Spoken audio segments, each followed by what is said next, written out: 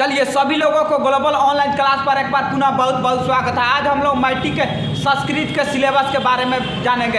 इससे पहले वाले वीडियो में हम लोगों ने साइंस के सिलेबस के बारे में, मैथ के सिलेबस के बारे में जाना था। आज बारी है संस्कृत के सिलेबस के बारे में जानने के लिए। देखिए संस्कृत में आपको दो पार्ट पढ़ना रहता है। पहला आपका बुक पढ़ना रहता है, दूसरा आपका व्याकरण पढ़ना रहता है। बुक में आपको 14 को चैप्टर पढ़ना रहता है। व्याकरण में आपको उसी तरह से लगभग 8 से 9 टॉपिक पढ़ना रहता है जो आपका व्याकरण का पार्ट है।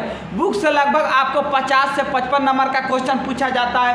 वैसा ही आपको जो व्याकरण है उससे भी लगभग उतना ही नंबर का क्वेश्चन पूछा जाता है। समझिए कि आधा आधा नंबर दोनों में से पूछा जाता है। बुक में आपको 14 चैप्टर कौन कौन से है थोड़ा यहाँ पर ध्यान दीजिएगा।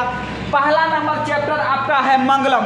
मंगलम के बारे में पढ़ना है, पहला नंबर चैप्टर। दूसरा नंबर में आपका पाटलिपुत्रा के बारे में पढ़ना है, यानी पाटलिपुत्र वैभव भी इसको बोलते हैं। तीसरा नंबर में आपको अलस कथा के बारे में पढ़ना है। चौथा नंबर में आपको संस्कृत साहित्य के बारे में पढ़ना है। चौथा नंबर में आपको संस्कृत साहित्य के बारे में पढ़ना है। पांचवा नंबर में आपका भारत महिमा के बारे में पढ़ना है। पांचवा नंबर में आपका चैप्टर है जिसका नाम है भारत महिमा, उसके बारे में पढ़ना है। छठा नंबर में आपको भारतीय संस्कारा के बारे में पढ़ना है। छठा नंबर में भारतीय संस्कारा के बारे में पढ़ना है। सातवां नंबर में आपका चैप्टर का नाम है नीति श्लोका। नीति श्लोका के बारे में यहाँ पर पढ़ना है। नीति श्लोका के बारे में आपको 7वां नंबर में पढ़ना है। 8वां नंबर में आपको करमवीर कथा के बारे में पढ़ना है, आपको 8 नंबर चैप्टर में। उसके बाद यहाँ पर है 9 नंबर चैप्टर। 9 नंबर चैप्टर में आपको स्वामी दयानंद के बारे में पढ़ना है 9 नंबर में। 10 नंबर में आपको मंदाकिनी वर्णम के बारे में पढ़ना है। 11 नंबर में आपको व्याघ्रपथी कथा के बारे में पढ़ना है। 12 नंबर में आपको कर्णस्य दानवीरता के बारे में पढ़ना है। 13 नंबर में आपको विश्व शांति, जिसका चैप्टर का नाम है विश्व शांति, उसके बारे में पढ़ना है। 14 नंबर में आपको शास्त्रकारा के बारे में पढ़ना है। तो ये है आपका संस्कृत का जो बुक का आपका 14 चैप्टर दिया गया है। उस 14 चैप्टर का आपका नाम है कि कौन कौन चैप्टर पढ़ना रहता है। 14वें चैप्टर का हमने बता दिया। पहला में मंगलम पढ़ना है, दूसरा में पाटलिपुत्रम पढ़ना है, तीसरा में अलस कथा पढ़ना है, चौथा में आपको संस्कृत साहित्य पढ़ना है, 5वां नंबर में आपको भारत महिमा के बारे में पढ़ना है, 6ठा नंबर में भारतीय संस्कारा के बारे में पढ़ना है, 7वां नंबर में आपको नीति श्लोका के बारे में पढ़ना है, 8वां नंबर में आपको करमवीर कथा के बारे में पढ़ना है, 9 नंबर में आपको स्वामी विवेकानंद के बारे में, यानी स्वामी दयानंद विवेका इसको भी कहते हैं, स्वामी विवेकानंद के बारे में पढ़ना है। उसके बाद 10 नंबर में आपको मंदाकिनी वर्णम के बारे में पढ़ना है। 11 नंबर में आपको व्याघ्रपथी कथा के बारे में पढ़ना है। 12 नंबर में आपको कर्णस्य दानवीरता के बारे में पढ़ना है। 13 नंबर में विश्व शांति के बारे में पढ़ना है। 14 में आपको शास्त्रकारा के बारे में पढ़ना है। ये सब है आपका बुक का लेखा जोखा। जो भी आपका किताब का जो चैप्टर दिया था 14, उस 14 चैप्टर को हमने बता दिया।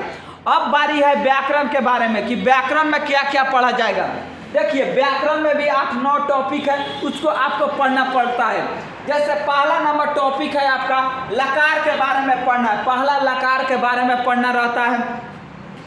अगर लकार पढ़िएगा तब भी आप संस्कृत का जो अनुवाद होता है उसको आप बना पाइएगा। उसके बाद दूसरा नंबर चैप्टर में दूसरा नंबर टॉपिक इसको बोलते हैं, तो दूसरा नंबर में शब्द रूप पढ़ना है। तीसरा नंबर में आपको धातु रूप पढ़ना है। उसके बाद चौथा नंबर में आपको संधि पढ़ना है। तीसरा में धातु रूप, चौथा में आपको संधि पढ़ना है। 5वां नंबर में आपको समास पढ़ना रहता है। 6ठा नंबर में आपको उपसर्ग पढ़ना रहता है। 7 नंबर में आपको प्रत्यय पढ़ना है। और 8 में अदर दिया है। अदर का मतलब है कि जैसे पत्र लेखन के बारे में सीखना है, निबंध के बारे में सीखना है। तो ये सब है आपका संस्कृत व्याकरण का पाठ। ये है आपका संस्कृत जो बुक का आपका पाठ है, जो आपका किताब में दिया गया है, उसका ये 14 पाठ है और 8-9 पाठ ये है। 8-9 समझिए टॉपिक ये है। अगर इतना कर लेते हैं तो आपका संस्कृत का लगभग समझिए पूरा 100% काम हो जाएगा। इससे अधिक एक भी आउट ऑफ एरिया क्वेश्चन नहीं रहता है। सब का सब आपका सिलेबस से ही क्वेश्चन दिया जाता है।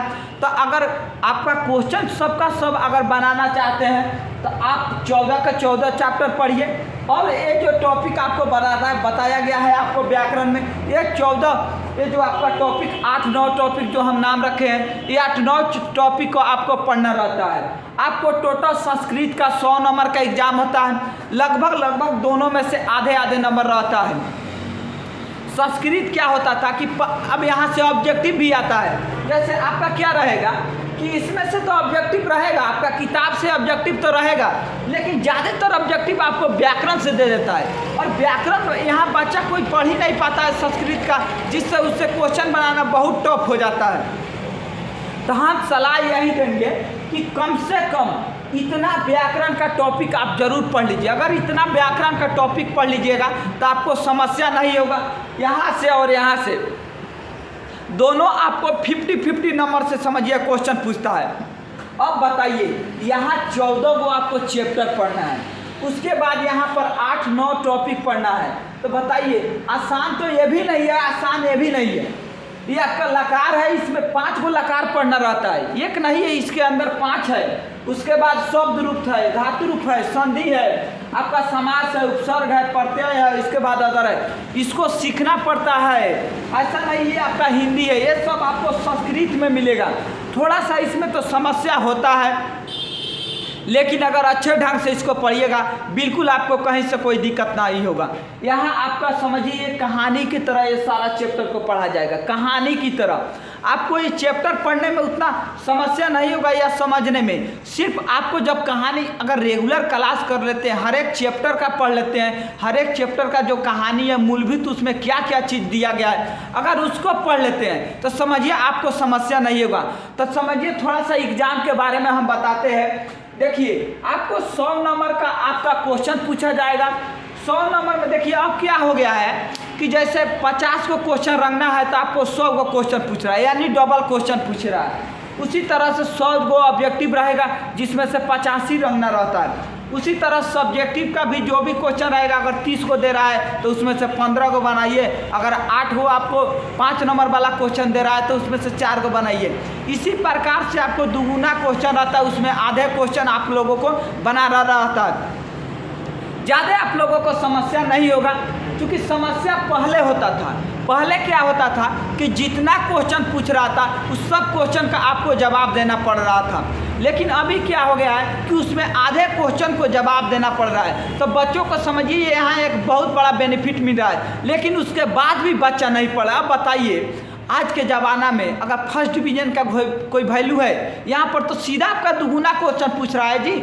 अब दुगुना क्वेश्चन से आधे आपको बनाना है, उसके बाद भी आप फर्स्ट डिवीज़न लाते हैं तो आप कौन बड़का 3 मार लीजिएगा, कुछ नहीं कीजिएगा। और समझिए यहाँ पहले क्या होता था कि फर्स्ट डिवीज़न कहीं कहीं पंचायत में सुना जाता था कि हाँ भाई कोई फर्स्ट किया है कि नहीं किया है, कोई यहाँ सुनने को नहीं मिलता था कि हाँ कोई फर्स्टो किया है। सिर्फ लोग जानता था कि हाँ मैट्रिक पास कर गया तो हाँ मैट्रिक पास कर गया।